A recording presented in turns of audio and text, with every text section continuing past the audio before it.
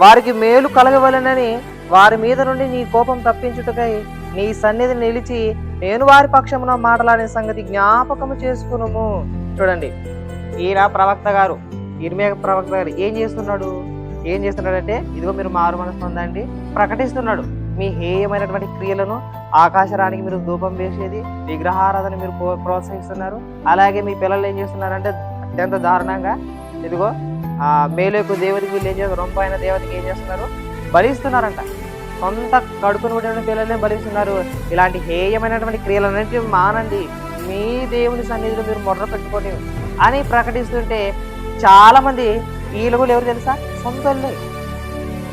సొంతోళ్ళే ఏం చేస్తారు తెలుసా, గుంట తవ్వారంట.